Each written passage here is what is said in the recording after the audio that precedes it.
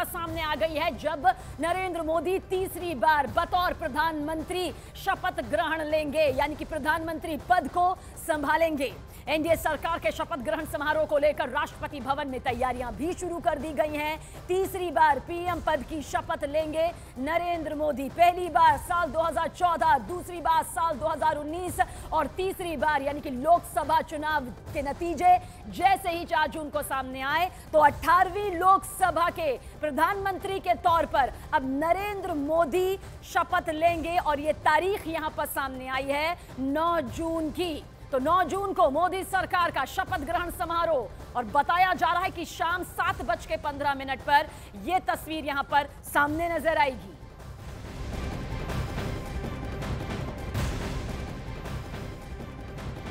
और देखिए इस वक्त की सबसे बड़ी खबर, जेपी नड्डा के आवास पर बीजेपी की पिछले करीब 6 घंटे से एक बेहद खास बैठक चल रही है और इस बैठक में नई सरकार के गठन और सहयोगी दलों की भूमिका समेत कई अहम मुद्दों पर चर्चा भी की जा रही है। तो जेपी नड्डा के आवास पर बीजेपी की खास बैठक इस वक्त जारी है। अमित शाह, राजनाथ सिंह, बीएल संतोष इसमें मौजूद हैं, दिग्गज हैं। जानते हैं कि आगे रणनीति के साथ अब उतरना है। एक बार फिर से बीजेपी के नेतृत्व में एनडीए को पूर्ण बहुमत यहां पर मिला है, लेकिन अब आगे की क्या तस्वीर हो उसे लेकर तमाम तस्वीरें सामने नजर आ रही हैं। और जेपी नड्डा के घर से अमित पांडे हमारे सहयोगी ज्यादा जानकारी के साथ। अमित, क्या बड़ी तस्वीर नजर आ रही है इस वक्त, क्योंकि सियासत के लहजे से इस वक्त नजरें बीजेपी के नेतृत्व में एनडीए इस पर टिकी हुई है। देखिए, सियासत की दृष्टि से अगर देखें तो सबसे अहम चीज है कि सहयोगी दलों के बीच में कैसे समन्वय बैठाना है, कैसे उनकी मांग को सम्मान देना है, कैसे एनडीए को यूपीए के मुकाबले एक मजबूत धड़ा पेश करना है, कैसे एक मजबूत सरकार जो कि वादा किया गया था चुनाव से पहले एनडीए का, वह जनता के सामने ले आना है। इसके लिए वरिष्ठ नेता जितने भी पार्टी के हैं वो यहाँ पर उन्होंने बैठे और उन्होंने मंथन किया, विस्तृत मंथन किया। राजनाथ सिंह, अमित शाह, जेपी नड्डा, इसके अलावा केंद्रीय मंत्री प्रहलाद जोशी, मनसुख मांडविया, इन लोगों ने यहाँ पर बैठक की। और उसके बाद अब से थोड़ी देर पहले राजनाथ सिंह, मनसुख मांडविया, तरुण चुग ये निकल गए हैं, लेकिन गृह मंत्री अमित शाह अब भी बीजेपी अध्यक्ष के आवास पर मौजूद है। तो पहली चीज है कि मजबूत सरकार के गठन को लेकर सहयोगियों की मांग को ध्यान में रखते हुए बदली हुई परिस्थिति में कैसे एक मुनासिब सरकार का गठन किया जाए उस पर चर्चा करना। और दूसरा कुछ हिस्सा था शपथ ग्रहण समारोह को लेकर कि कैसे उसमें तैयारी करनी है, कितने लोग आने हैं, क्या कार्यकर्ताओं की क्या भूमिका है। लेकिन अगर लबोलबाब हम कहें तो कैसे सरकार मजबूत एनडीए की बने, इस पर सबका फोकस है अभी।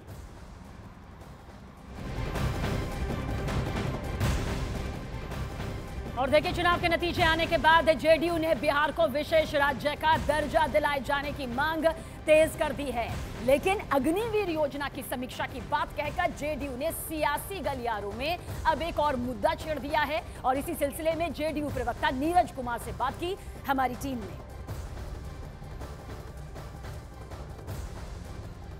जो नतीजे आए हैं उसके बाद कई मुद्दे हैं जिसको लेकर के जदयू जो है वो मुकर हुई है। अग्निवीर योजना जो है इसे भी एक बार समीक्षा करने की बात जदयू की तरफ से। देखिए, अब माननीय केसी त्यागी जी पार्टी के राष्ट्रीय प्रवक्ता हैं।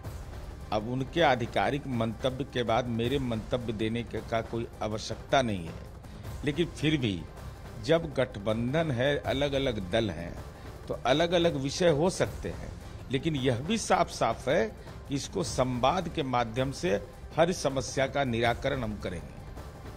इसको लेकर के चुनाव में भी बड़ी बातें हुई थी, तो अब मानते हैं कि इसको लेकर के अपने तरफ से जदयू जो है एक संवाद जो है वो कर ही सकती है। अब भाई, माननीय केसी त्यागी जी ने जब बोला है पार्टी के राष्ट्रीय प्रवक्ता है तो आधिकारिक प्रवक्ता है ना, तो उनके मंतव्य के बाद मेरे मंतव्य का क्या निहितार्थ? निश्चित रूप से नेतृत्व से बात करके ही वो बात। अब वो तो वही बताएंगे, अब तो उसकी जानकारी वही देंगे ना। लेकिन मैं यह कह रहा हूं कि कोई भी समस्या ऐसी नहीं है जिसका निराकरण संवाद से नहीं हो सकता।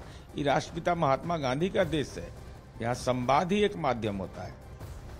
तो नीरज कुमार ने जहां एक बार फिर से विशेष पैकेज, विशेष दर्जे की मांग करते हुए विपक्ष पर भी तंज कसा है, वहीं जो केसी त्यागी ने बोला है अग्निवीर योजना की समीक्षा को लेकर, उसका भी खुलकर समर्थन किया है।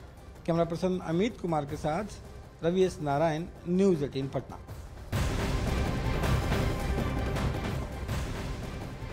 और इस वक्त की एक और बड़ी खबर इलेक्शन ब्रेकिंग के जरिए एनडीए सरकार के गठन से पहले जेडीयू ने अग्निवीर योजना की समीक्षा की मांग कर दी है। केसी त्यागी ने कहा कि जेडीयू चाहती है कि अग्निवीर योजना की समीक्षा की जाए। केसी त्यागी ने यह भी कहा कि अग्निवीर स्कीम से मतदाताओं में नाराजगी देखने को मिली है, इसलिए इसकी समीक्षा यहां पर होनी चाहिए। अग्निवीर योजना को लेकर के मतदाताओं के एक हिस्से में नाराजगी रही है। हमारी पार्टी चाहती है कि विस्तार से उन कमियों खामियों को दूर किया जाए जिसको लेकर के जनता ने सवाल उठाए।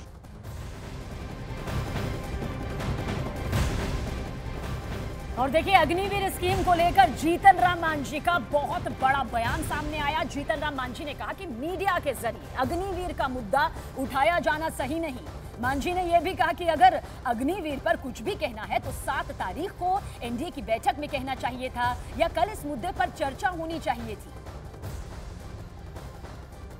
जनता दल यूनाइटेड की तरफ से भी वो मुद्दा उठाया गया अग्निवीर का, उसको लेकर कहा है कि इसकी समीक्षा होनी चाहिए। जेडीयू ये बात कह रही है कि उसमें कुछ कमियां हैं तो उस पर चर्चा होनी चाहिए। क्या लगता है कि जो अग्निवीर जैसे मुद्दे हैं उन पर चर्चा की ज़रूरत है, समीक्षा होनी चाहिए, क्योंकि चुनाव में वो ज़ोर शोर से मुद्दा विपक्ष ने भी उठाया था।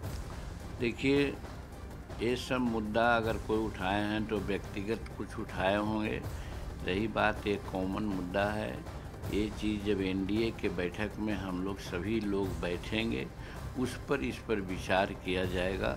और हम समझते हैं कि ये मामला मीडिया के माध्यम से कहा जाना उचित नहीं है। अभी के संदर्भ में मेरा समझ में है कि अगर कुछ कहना भी है तो बैठक है, 7 तारीख को भी बैठक होने वाली है, वहाँ भी पार्लियामेंट्री बोर्ड की बैठक होगी, वहाँ पर भी सभी एनडीए के नेता लोग बैठे रहेंगे, वहाँ पर बात होगी। या कल ही इसकी चर्चा होनी चाहिए थी, इस बैठक में हम लोग थे।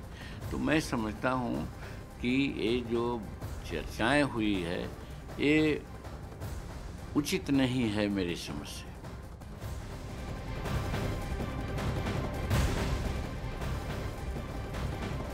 और देखिए, इस बीच कांग्रेस नेता मणिकम टैगोर ने अग्निवीर योजना के बहाने नीतीश कुमार और एनडीए गठबंधन पर जमकर निशाना साधा।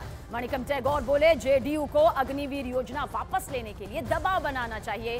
साथ ही नीतीश कुमार को बिहार को विशेष राज्य का दर्जा दिलाना चाहिए, यानी कि ये मांग भी सामने रखनी चाहिए।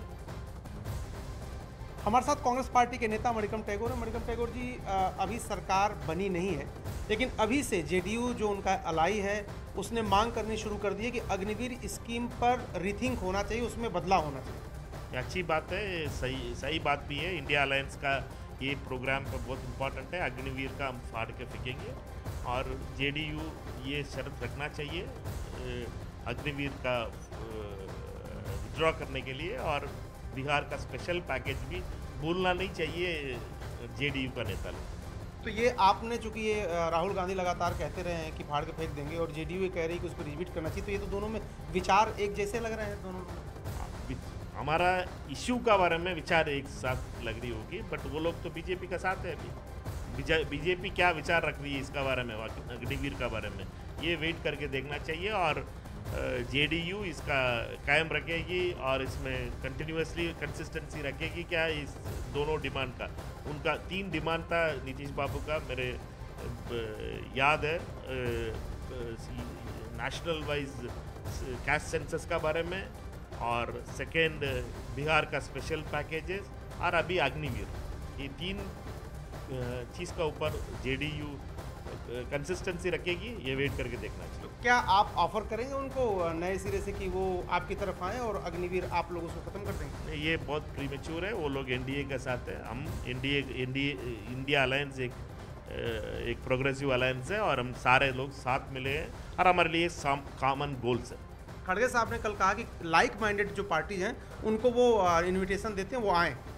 खारगे साहब का इनविटेशन ओपन है, और खारगे साहब हमारा नेता है और इंडिया अलायंस का बहुत इंपॉर्टेंट पार्टनर लीडर है हमारा, वही इस सारे चीज़ का ऊपर बात कर सकते। तो क्या ये जेडीयू भी उस इनविटेशन में शामिल है? तो इंडिया अलायंस का लीडर से पूछना चाहिए, और ये बहुत प्रीमेच्योर होगा अभी ये सारे चीज़ बात करने। मणिकम टैगोर कह रहे हैं कि जेडीयू को अपनी डिमांड जारी रखनी चाहिए और प्रेशर बनाना चाहिए मोदी सरकार पर अग्निवीर स्कीम को लेकर। कैमरामैन जयपाल रावत के साथ अरुण सिंह, न्यूज़ 18 इंडिया, दिल्ली।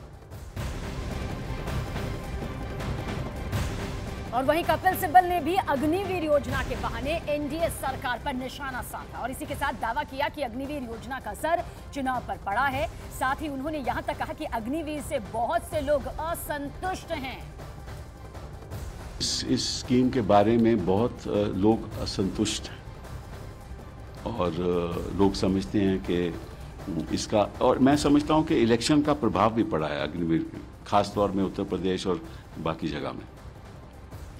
तो अब दयालु भगवान को सोचना चाहिए कि भाई इस पर विचार होना चाहिए, क्योंकि अब तो भगवान जी सब लोगों के विचारों के साथ ही आगे बढ़ेंगे।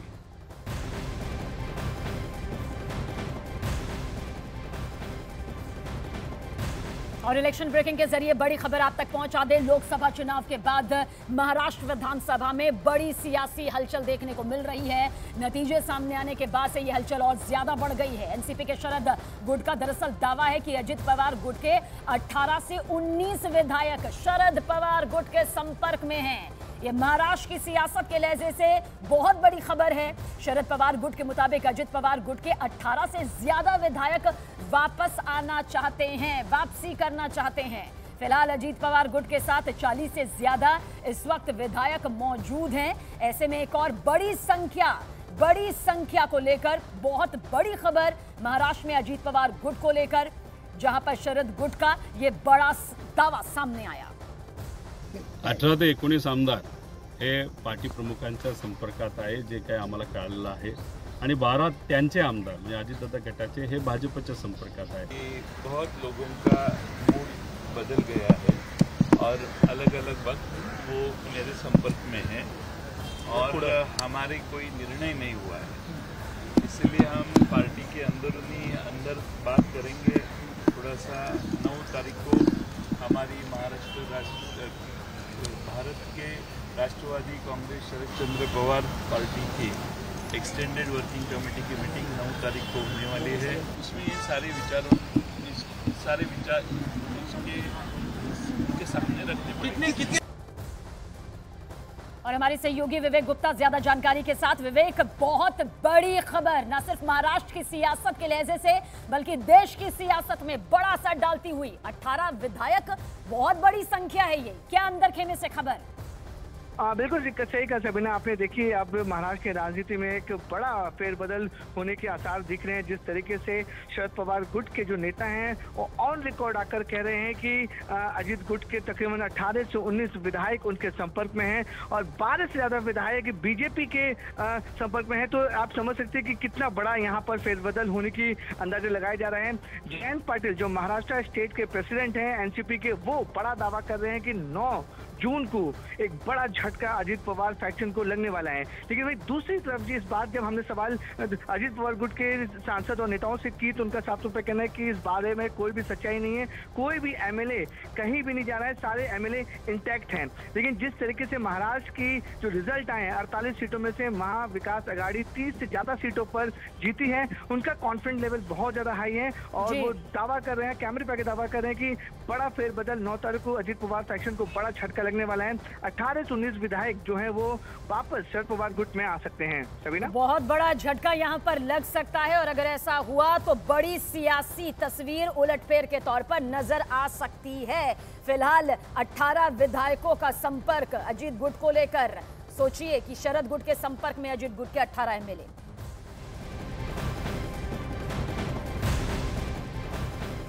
इलेक्शन ब्रेकिंग के जरिए बड़ी खबर आप तक पहुंचा दे। शरद पवार गुट के दावे पर अजित पवार गुट ने खंडन किया है, सिरे से खारिज किया है। अजित पवार गुट ने इसे महज अफवाह बताया। अजित पवार गुट ने दावा किया कि उनके सभी विधायक उनके संपर्क में हैं। ऐसा कुछ भी नहीं जो सामने आ रहा है। जाने वाले नहीं है। राष्ट्रवादी कांग्रेस पार्टी की सभी आमदार दादा के नेतृत्व के साथ, विश्वास के साथ वहाँ पे रहने वाले हैं। मैंने एक बयान बीच में दिया था, कई लोग वहाँ पे कांग्रेस के जाने के लिए तैयार हैं। सोनिया जी की वो अपॉइंटमेंट मांग रहे थे। मुझे उसके बारे में और ज़्यादा जानकारी नहीं है, जब मिलेगी तब आपके साथ बात करूँगा। राष्ट्रवादी कांग्रेस पार्टी अजित दादा के नेतृत्व पर पूरा भरोसा, विश्वास रखकर आने वाले विधानसभा चुनाव के लिए तैयार हो जा रही है। और देखिए, शिवसेना उद्धव गुट के नेता संजय राउत ने प्रधानमंत्री नरेंद्र मोदी को लेकर एक बड़ा बयान दिया। संजय राउत ने न्यूज 18 इंडिया से कहा, नरेंद्र मोदी नेहरू और इंदिरा गांधी की तरह तीसरी बार प्रधानमंत्री बनकर इतिहास बनाना चाहते हैं।